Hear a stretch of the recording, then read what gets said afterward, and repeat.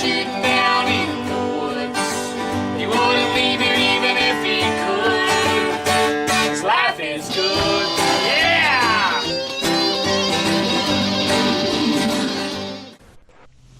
Hickok45 coming to you from the beautiful hills of Middle Tennessee. Yes, I still am your internet shooting companion. And we are going to talk about some things today. I'm not sure what all will come to my mind, but we may talk about the dumb dog, the puppy, some applications for firearms and around the farm. We may talk about, I don't know, Wayne LaPierre and the NRA a little bit. A video or two we've done recently. Some strange things I've seen in gun shops, maybe a gun I've owned, don't know. Whatever comes to mind, I'm going to yak about it and push on. How's that sound? Yeah, speaking of the puppy, Gunnar is out here hanging out with me in the barn, the reloading room, on this fine, beautiful Tennessee morning. He runs in and out and always looking for something to chew on, as you can imagine. So it's impossible to kid-proof the reloading room, dog-proof the reloading room, but some things I did move around a little bit, but there's always lots of things to throw him, as you can imagine, in a reloading room that's been a reloading room for 25 years at this location. So I can probably find an old empty cartridge box or a shotgun wad or something to throw in his direction, keep him pacified for a little bit. He's a character, man, on the move. Let's see, what is he now? He's about 2.5 months old, I guess, now. So you can imagine the energy that rascal has. And one of the issues is during videos, we're trying to keep him off the range, of course, while we're shooting. Goofy golden retriever, goofy puppy, doesn't know anyway. He's not too likely to get down into an area and be dangerous, I don't think. Although he might. It's mainly the hearing. I'm trying to protect his hearing so he's not deaf when he's 2 years old. And I don't know how easy it is for a dog, as I've said before, to be deafened by gunfire. I know hunting dogs don't seem to have a problem with that, but on my range, I'm shooting a whole lot more than hunters shoot. So try to keep him up away from it, on the side of the house, and even though you can hear him sometimes in the video. Now, I'm assuming he'll kind of calm down a little bit after he's used to being tied up there, and we won't have to put him in a soundproof room or something, because he's out of the house now. He's been out of the house for a while. We let him kind of hang out in the house at night for a couple of weeks, and just to keep the coyotes away and that sort of thing. But he's kind of on his own now. He's an outside dog along with Ginger. And, he's like Ginger. He's not tied up. That's the thing. The reason he barks when you tie him up or put him on a leash and go off and leave him is the fact that he's not accustomed to that at all. That is a very novel, unique experience. Your dog might be, in that situation quite often. Gunnar's or Ginger, that's a real novelty for them to be tied up to a stake somewhere. They're lucky dogs. They've been adopted by 40 acres, and woods, and so that's just not generally an issue with them. So it's a really unusual thing to tie them up. So, Gunnar barks a while, and then he kind of dies down. So hopefully he'll get better at that. If not, we'll have to put him in a soundproof room or something, I guess. I don't know. We're not ones that keep dogs in pens and tied up. Just don't do it. I just do not have a dog. I had to throw him in a pen and keep him there, or keep him tied on a chain all the time. I don't know. I just would not enjoy that, and I hate to see dogs tied up like that, to tell you the truth, all the time.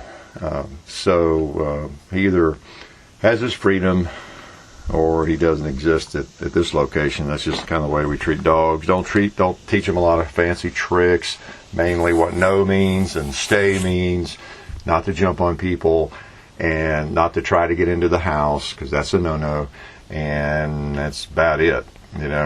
No fancy rollover tricks, shaking hand tricks, or anything like that. They're just dogs. So anyway, puppy's growing. We'll show him off in a vlog here. I don't know, maybe really soon. maybe even this weekend or sometime soon.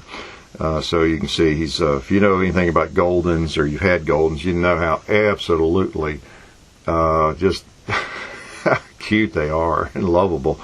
And of course he's moving in that direction, although he's full of energy right now. Quite the character. Moving on to a more serious topic, I don't know if you saw the speech that Wayne LaPierre of the NRA made to the UN.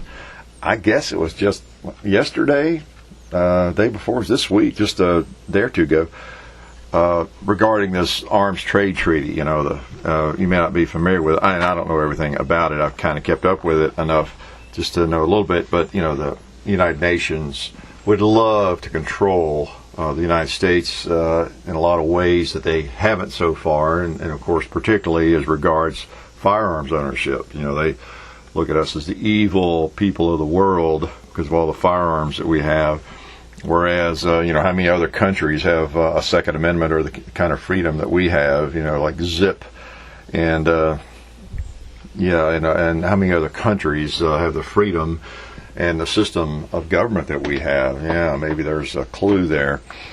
But anyway, you know, through this arms trade treaty, they're trying to you know, they exert pressure on all countries, and including the United States, into stiffening of gun laws and the selling of guns and just everything you can imagine. And I couldn't find it anywhere yet on YouTube or you know, just the video of it. I don't know if there is a video of it. If I find it out, I'll put a link in the description of this week's show. But you can just Google it and you can find it. I got it in an email, you know, from the NRA. So hopefully most of you are getting that too, as I hope most of you are members of the NRA as well as other gun organizations. But he outlines, you know, how the NRA has been monitoring all of this very carefully, studying it, and he kind of threw out both barrels at them and let them know where they've been disingenuous and how it really does jeopardize the Second Amendment, the proposals and various things. It was pretty good, well written, and he's a sharp guy. I met him when they were in Nashville for, I guess it was the NRA convention, I don't know, man, 10 years ago, something like that. And great fellow. But anyway, it's more of that stuff we got to keep up with and monitor, and keep supporting the gun rights organizations, whichever ones you prefer, hopefully as many as possible that you can possibly afford, so that you're helping out the situation, not being a freeloader. Okay, I had a note here to tell you about a gun shop visit. I was in Dixon, Tennessee last weekend. There was a gun show there, and I stopped in a favorite, maybe the only gun shop that I know of over there, Sportsman store, I think, or something like that. But anyway, I was had run into a couple of old shooting buddies there, and we were sitting there talking, and I picked up a gun off a gun rack there on the floor. You know, a lot of gun shops will have racks out where you can just pick up a lot of the guns, particularly lesser, you know, less expensive firearms, that kind of thing. But I saw, you know, I've kind of got a yen for a Hawken rifle again. Now, hopefully you know what a Hawken muzzleloader is, you know, a mountain or plains rifle. But it's the half-stock model of the muzzleloader. Really good-looking guns, and you know, that's the kind I started out with, and I just don't have one. Haven't had one for about 10, 13 years now, I guess. But so if I see one looks interesting, I might pick it up. You know, just look at it. And I saw it on the rack, trigger outward, as you would say, sights inward. You know, so I just grabbed the muzzle, picked it up, because I was standing there talking to a friend, and lo and behold, that thing had a scope on it, a telescopic sight. A big one. I mean, it was a big one. I'm not sure what it was. And I held it up, and of course my friend or acquaintance there, first thing he said was, before I had a chance to say anything, was that there's a special place in Hades for people that do that, you know. Well, that's kind of the feeling of a lot of people, and I'm probably going to offend somebody. Sorry. If you have a flintlock resting in the corner at your house, with a 3x9 Redfield wide-angle scope on it. I'm sorry, I'm sorry to offend you. I'm going to reveal my bias here. I plead guilty as charged. But I've always, oh man, I want to regurgitate, even back in the 70s when I see a muzzle-loading rifle, traditional muzzle-loading rifle, Hawken rifle or a Kentucky rifle. I'm talking the old style, the traditional type, with a scope on them. It's just, man, it's like taking a Colt Peacemaker, and putting a handgun scope on it. Well, it's actually worse than that, isn't it? Really. I mean, talk about an anachronism. Wow. A scope on a muzzleloader, a traditional muzzleloader. It's like something somebody would do for a joke. I mean, really, that gun, it's. I wanted to pull my camera out of my pocket and take a picture of it. I should have. I'm reluctant to do that, and I always have a camera in my pocket, have for 15 years, I guess. But I've got a lot of neat shots because of that. But I'm always also respectful of people's businesses and places like that. I just start taking pictures, But, oh man, it's just so comical. It's so comical to me. And I'm sure a lot of you have the same feeling. But I just didn't know anybody did that anymore. And there was one right there in the shop. I think the gun had a price tag of $800 on it.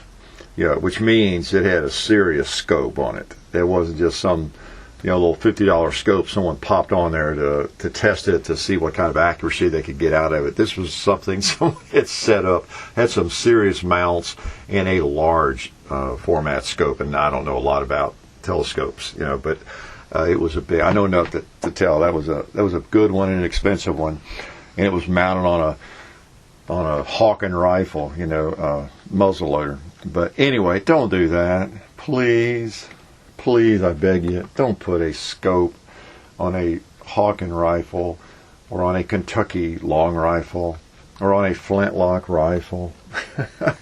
Now, the reason I say that, and I'm more confident or comfortable giving people a hard time about that, is that, in the last 20, 30 years, the muzzleloading market has just increased, exponentially with the hunting seasons. Once they opened up an early season for muzzleloading, I don't know about where you live, but in the United States, I guess about every state, you can get out into the woods to hunt deer and maybe other things.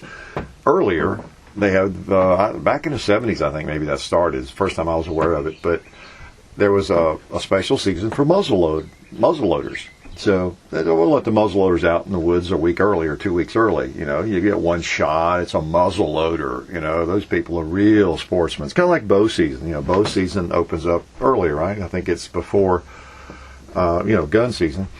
So the wildlife agencies tend to structure it that way. The things that are the most difficult to hunt with, the biggest challenge, they tend to schedule those special hunts early. Before the main gun season opens, where you get out with whatever gun you want within regulations.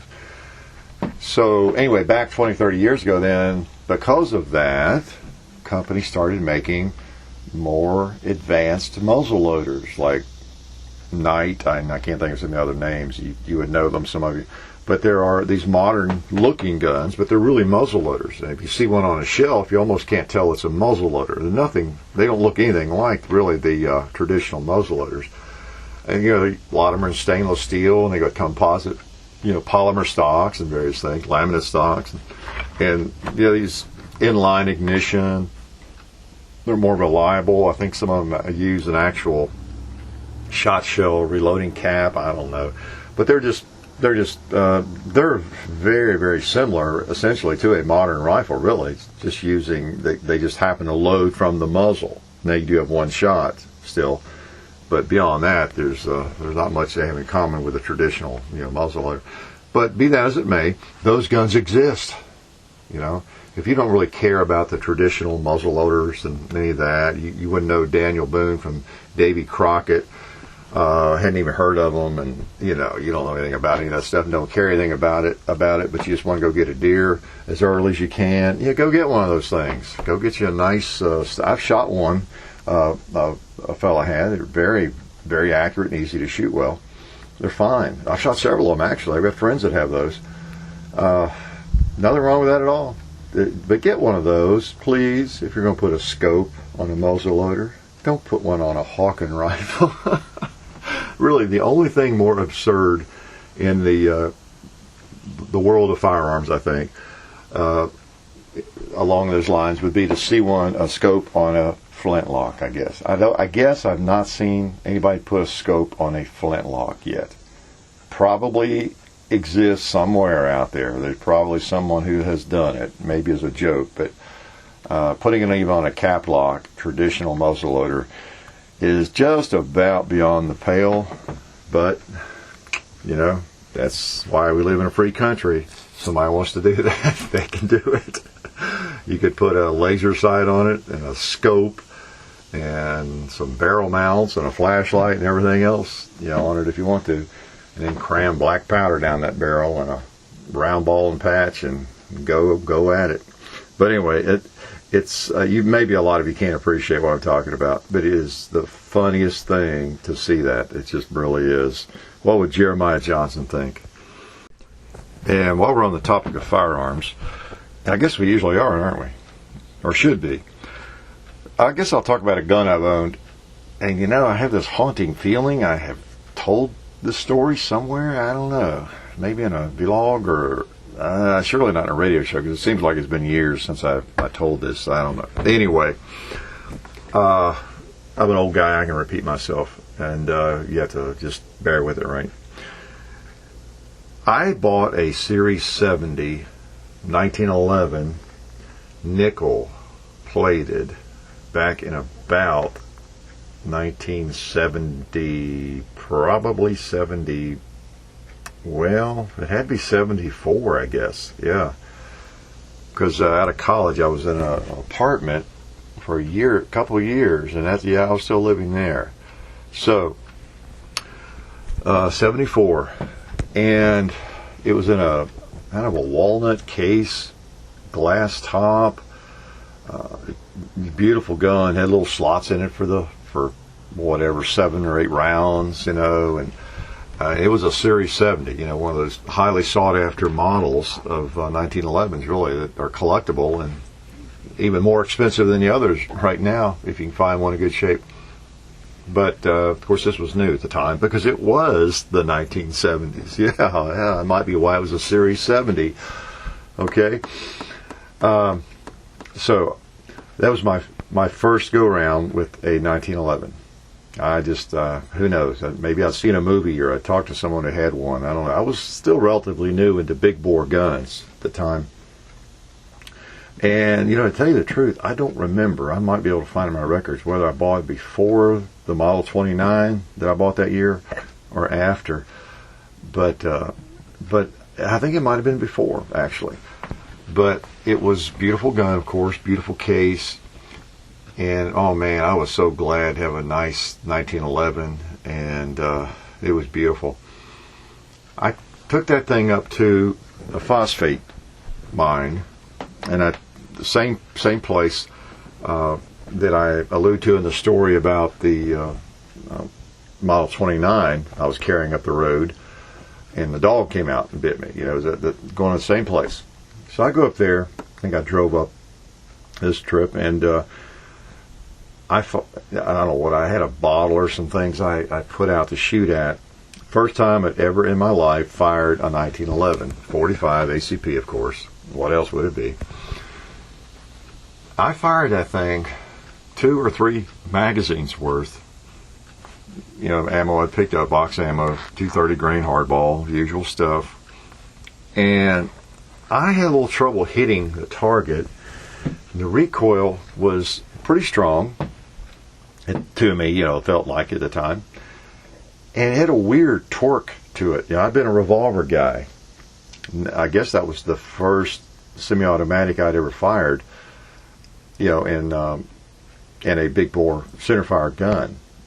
Maybe trying to think fast. Maybe the first semi-automatic I'd fired, period, in a pistol. I don't know. But anyway, I fired that thing 2 or 3 magazines worth and was just not happy with where I was able to put the rounds. I was at least to the point with a revolver, my Model 19 Smith & Wesson, and other guns, 22s, or I could, at closer ranges, I could hit something, and was getting to the point where I could hit something. And I was having trouble hitting something even pretty close with that. Who knows? I was probably flinching. I was, there was a lot of recoil I wasn't used to. It was the strange torquing, different kind of recoil you get with a semi-automatic, 1911. I was probably, I'm thinking I was shooting it one-handed too. I don't know, but I just didn't like it. I took that gun. Long story short, I took that gun back to the shop like about a day later, and I traded it for something else. Now, do I need a good hard kicking, or what? There I was. I happened upon a beautiful, new, in the box, Series 70. Funny, huh? Because it was the 70s.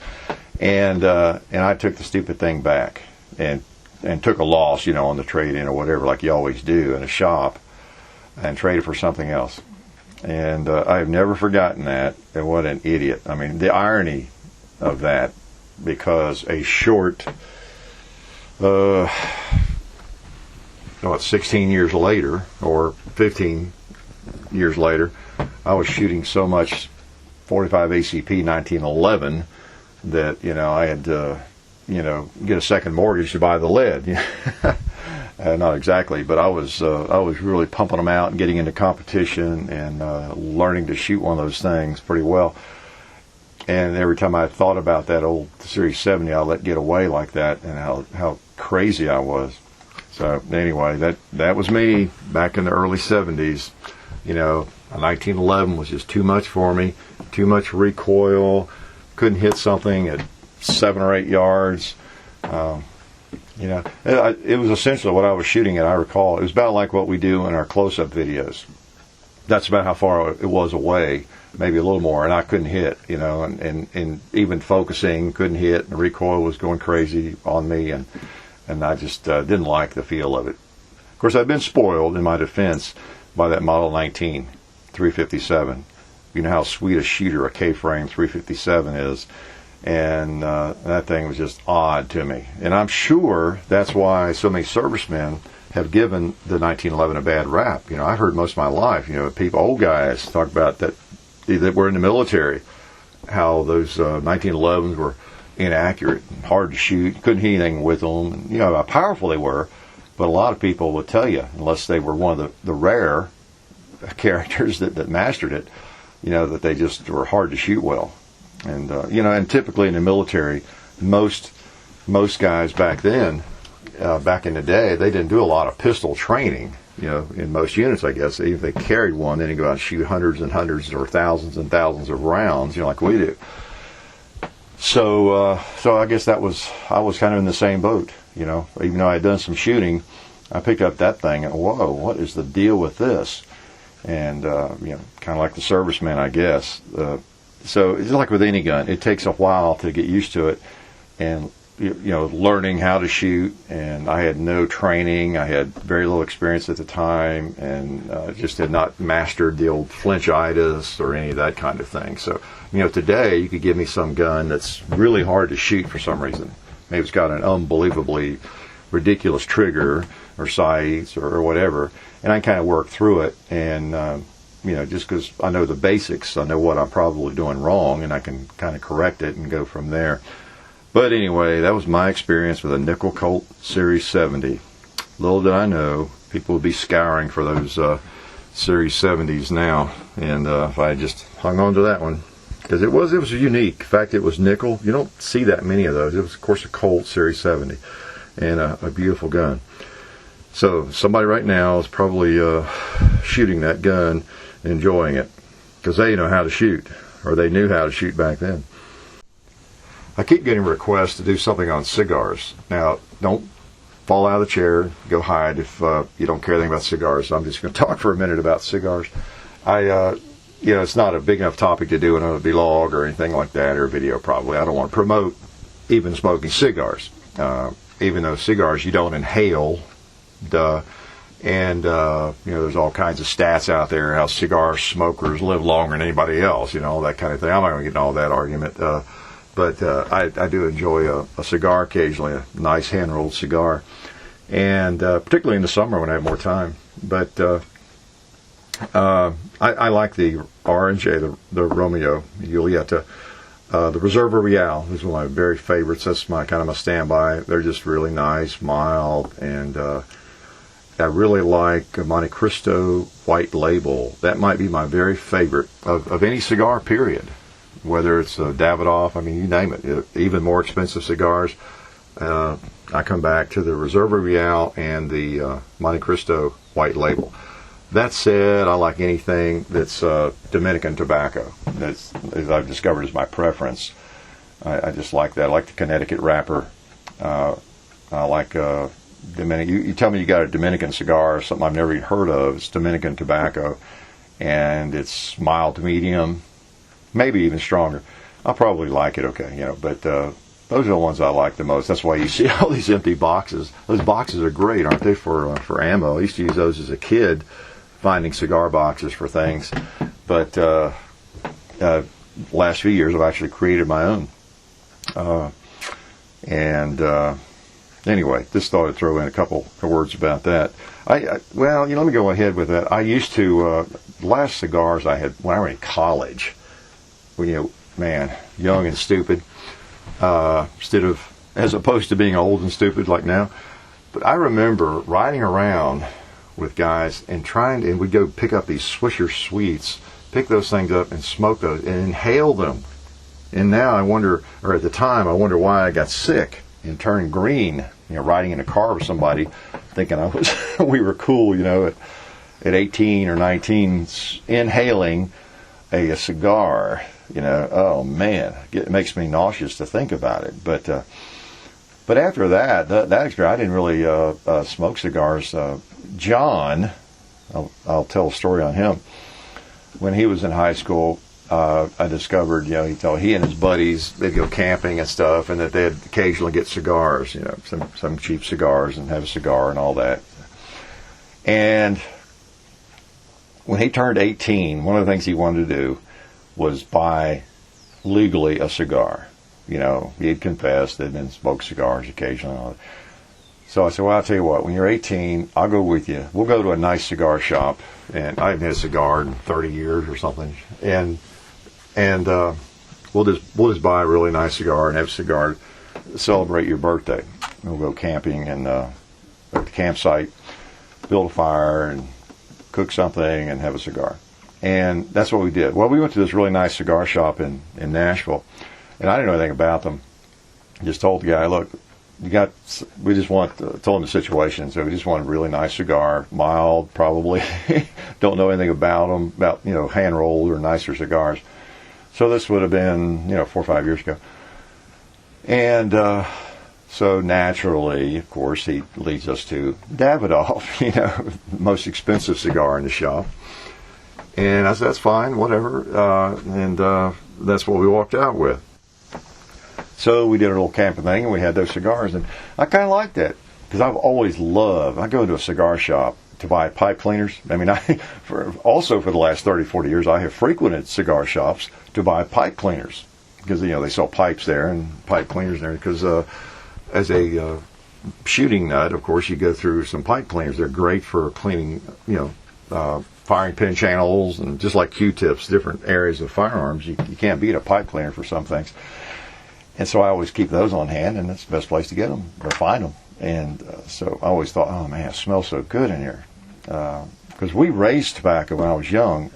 We lived on the farm. We raised for 5 or 6 different years. My brothers and I raised tobacco, so I'm used to handling it and working in the stripping room where you had to strip the tobacco before you sent it to market. And it always smelled great, And of course, we were stupid enough to roll cigars out of it a time or two and make ourselves sick, again, inhaling it, or whatever. Burley tobacco, how's that for a smart idea? So I didn't know really how to smoke a cigar, what it was all about. I didn't know you did not inhale them and the proper way to smoke a cigar, and that there really is not nearly as much risk. You probably know somebody in your family that smokes a cigar, that's not dying of cancer, that kind of thing. So anyway,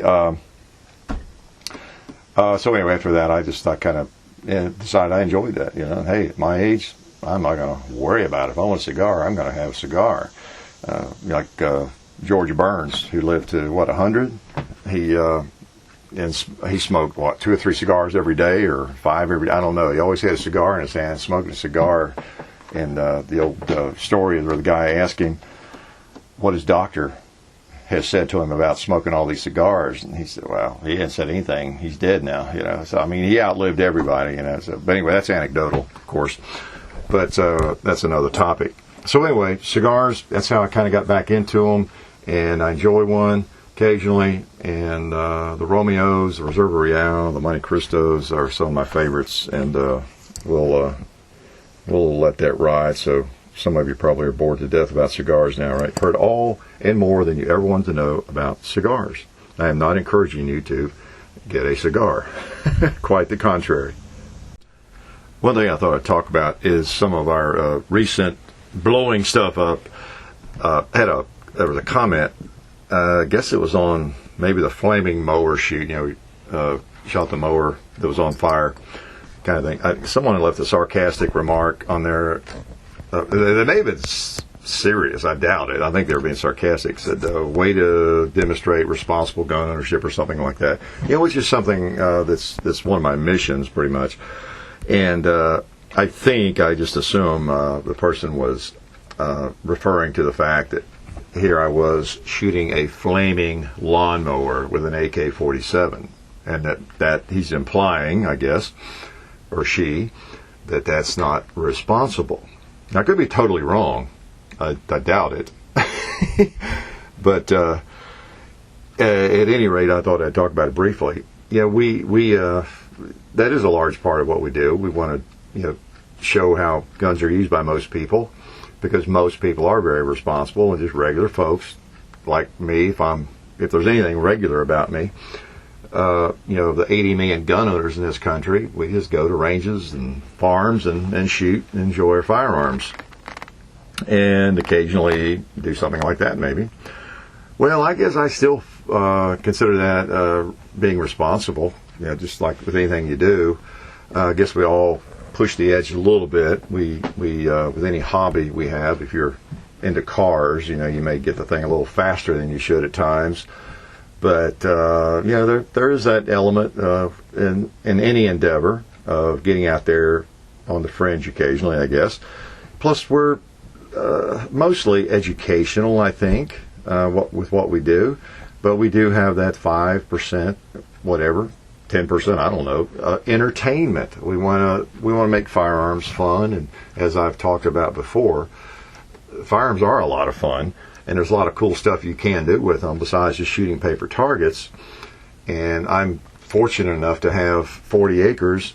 I can do some things that you can't do, most of you on a range or in an indoor range, certainly, anything like that. So they're just things that are just quite doable and almost natural for us.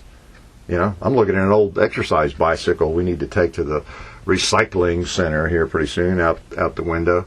If I wanted to shoot that thing up, I can go do it, before we take it over there. It's just probably won't. It doesn't look like anything that exciting to shoot, So we can do that. We have an old lawnmower. If we want to shoot the lawnmower, we can do it. I've done that for years. And the fact that, I guess partly it is the fact that most of you cannot do that. So we, I guess, feel like, well, let's do this. It's kind of fun, and people get a kick out of it because it's something a lot of people would love to do. I've also thought about getting a vending machine. I thought that'd be a great video sometime. Here I am giving away my brilliant ideas. Okay, I've got it copyrighted. You can't steal it. Now, it'd be great to have a Coke machine or a vending machine. I don't think they give as much trouble as they used to, but the older vending machines they always just take your money. I guess a lot of them still do. Don't use them that much, but it'd be great to have a vending machine with it. And and just lay into that with an AK or something. Get that revenge for every time a vending machine kept your change, or took your money. But, anyway, it's fun. It's all done under controlled circumstances. I burned down my farm. That's my business. That's my problem. We every time we shoot anything, particularly when we get away from the range, and we decide where's a good place to do like this close-up video or shoot this zombie or whatever we're shooting or shoot this lawnmower, we obviously take everything into consideration, where we are, the direction we're shooting, what we're shooting, and all that kind of thing. And on my home page, when I have an admonition there not to try this stuff at home, I really mean that. You really don't. Most of you want to try this stuff at home, especially young people. You got to know what you're doing. And I've had a lot of experiences with firearms, obviously. I've also had a lot of experience just by nature of my hobby and having had my own shooting range since the very early 80s and shooting almost daily. A variety of firearms, all size bullets, all power factors, lead bullets, jacketed bullets, low velocity lead bullets, high velocity lead, you name it. And then seeing what they do to whatever it is we're shooting and where they end up or whether they ricochet, whether they bounce, how far they go into the ground, what they do in wood. I just, maybe as much as anybody on the planet, I have had, experience with all of that. And I'm surprised sometimes. For example, I can tell you that in a lot of ways, a low velocity 45 Colt hard cast lead bullet is more likely to ricochet. And I don't mean come back at you. I mean more likely to bounce off the ground or a rock and go on downrange somewhere where you didn't mean for it to do than a 223, a 5.56, or an AK round. Okay? That may seem, crazy, but that's true. Yeah. So I've learned a lot about ballistics in this incredibly scholarly endeavor that I've been involved in so many years. And we take great pains and time and think about before we do things like that. It's not just totally random. We didn't just find a lawnmower and start shooting at it, of course. But anyway, just wanted to clarify. Part of what we do, we fully admit, is we provide you a little entertainment at times. It's just a kind of a small percentage in terms of doing things like that. It's just kind of fun to do. Can't help it. We enjoy it, so we figure you guys will enjoy it. And if someone considers that irresponsible, okay, everybody's entitled to their opinion. And, not necessarily to express whatever the opinion is, at our place, within reason. Of course you can. But I'm kind of getting to another topic there. I also say on the profile that my job is not to provide everybody a place to exercise their First Amendment rights. You do have freedom of speech, but when you come to our channel and leave a comment, I have, you're in my house, kind of, Even though it's a big house and I can't keep up with all the rooms and all the comments, it's still our house. And if you say something rude, it'll probably get deleted. And if it's very rude at all, you'll probably be blocked. It's just that simple, to help keep more of it from coming from that same source. But and when I go to someone else's channel, I feel like I am entering their domain. I've kind of entered their property, their house. And if I leave a comment, I try to be respectful. As I have said before, if I see something that I think is really irresponsible, or wow, that's bad, you shouldn't be doing that, or boy, you're going to catch it for that, you had your finger on that trigger all through that video or something like that, I don't leave a comment to that effect. Now, I guess I'm really weird, well, I know I'm weird, but I guess I'm really strange in that regard. I will send that person a private message. And I'm not going to give them a hard time about it. I'm just going to say, look, you're going to catch it for having your finger in the trigger guard. Just a tip there, we all make those mistakes, but just thought you might want to know. You might want to annotate it or something. I'm not going to put a comment on it to that effect or anything. to bring it to people's attention, but that you will get hammered for that. So you might want to, whatever, do something in the description. But I mean, does that just sound too logical or something? I don't know. So anyway, I'm going into someone else's house, someone else's property, their domain, and I just feel like we ought to be respectful of each other. So, but anyway, I kind of got off topic there. Everybody's perfectly willing to think that's irresponsible, because that is out there a little bit when you're shooting a lawnmower. The lawnmower caught fire. It was all self-contained right there. The lawnmower's burning. Maybe a quarter of half a quart of gasoline or something burning right there. I mean, like, duh, okay. What's going to happen with that? Nothing, except it's going to burn out. If you shoot it, what's going to happen? Nothing.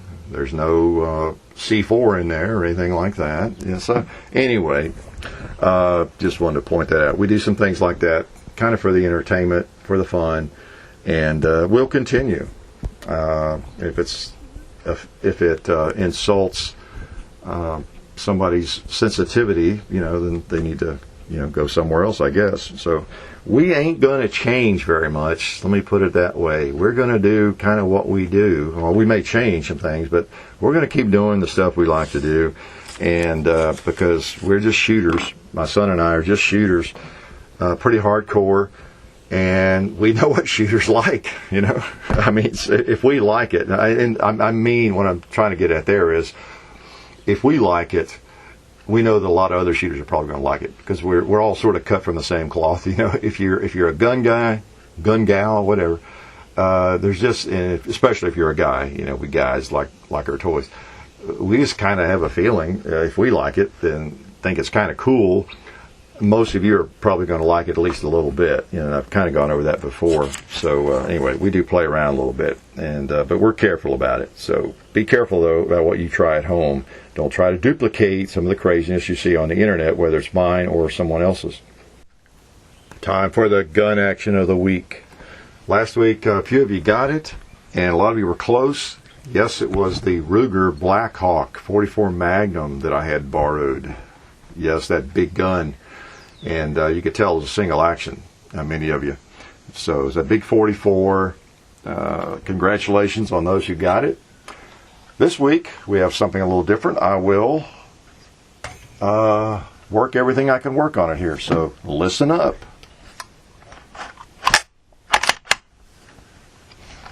I'll just mess around with it here.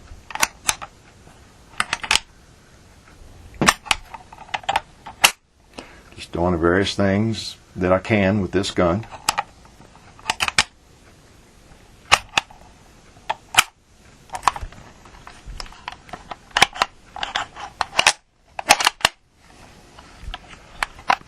Pull the trigger here. I haven't done that yet.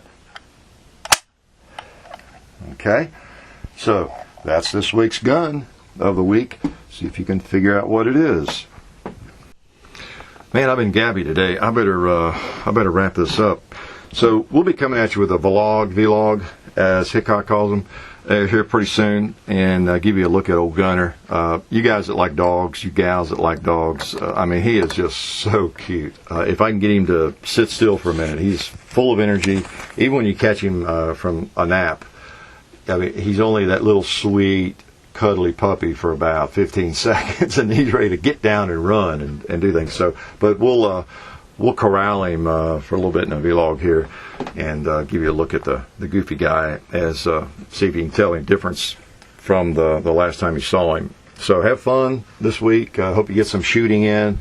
Go out and buy some guns and ammo. Help support the industry and your local gun shops as much as possible. And be responsible. Do not shoot any flaming mowers. Just kidding. Take care. You've been listening to the Hickok45 Radio Show. See you on the range.